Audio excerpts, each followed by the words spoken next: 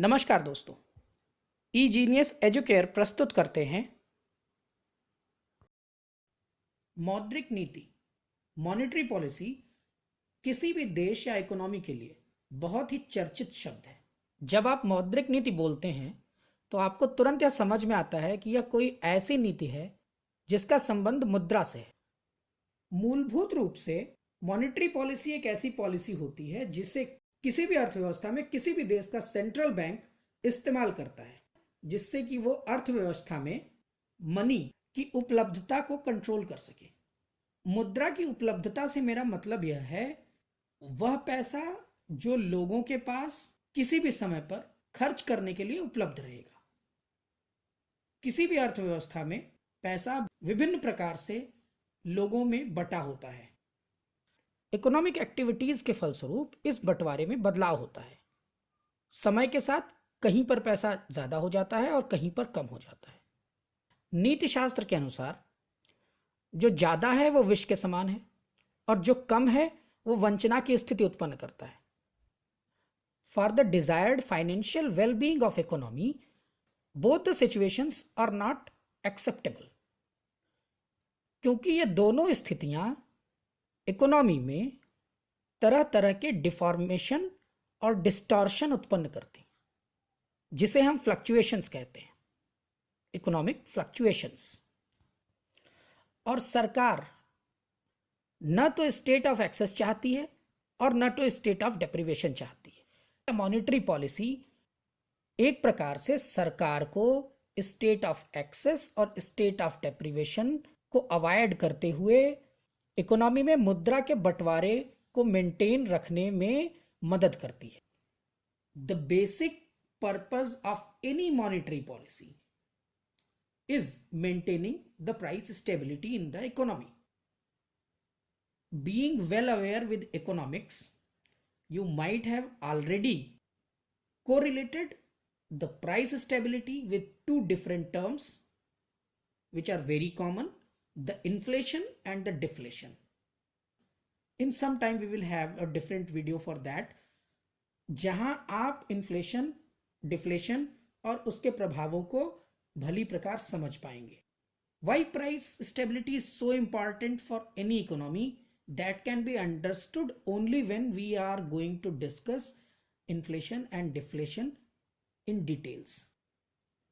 Price stability जो कि monetary policy के मुख्य उद्देश्यों में से एक है, जब भी हम उसकी बात करते हैं तो हमारा मतलब इस बात से रहता है कि इकोनॉमी में प्राइस स्टेबिलिटी बनी रहे, आर्थिक विकास के साथ साथ, न कि आर्थिक विकास की कीमत पर।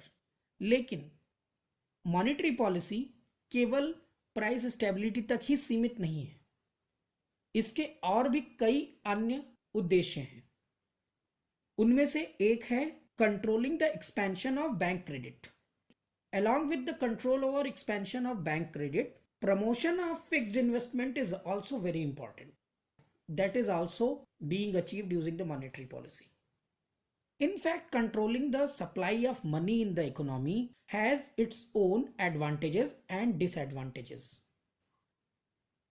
One of the disadvantages is that if extra money is available to the traders or to the manufacturers, they will hoard a lot of goods in their warehouses, and that is bad. That is bad overall for the economy. One more thing that central banks achieve using the monetary policy is the direction of flow of available money.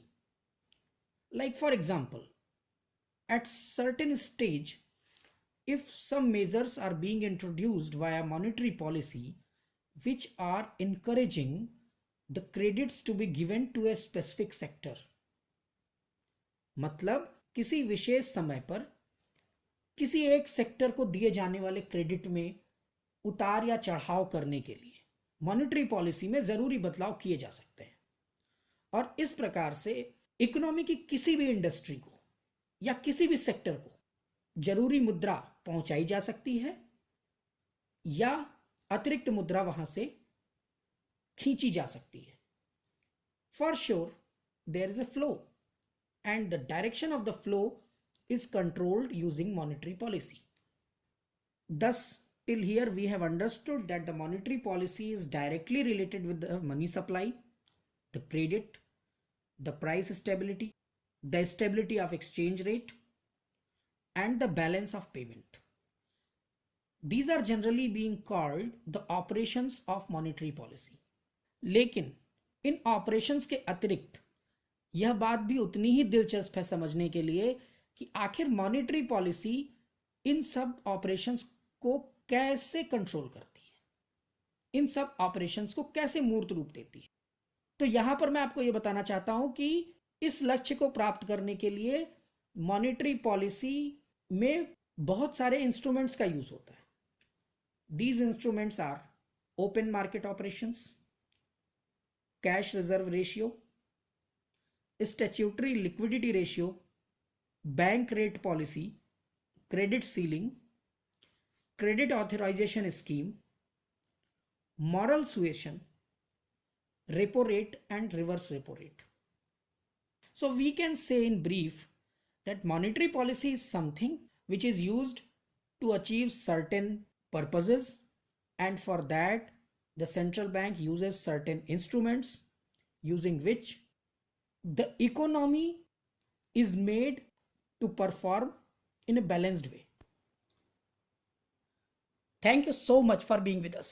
अगर ये topic आपको helpful लगा तो इसे अपने दोस्तों के साथ जरूर साझा करें। हमारे चैनल को सब्सक्राइब करें so that हम ऐसा ही और कंटेंट लेकर आते रहें। Thanks once again and do take care.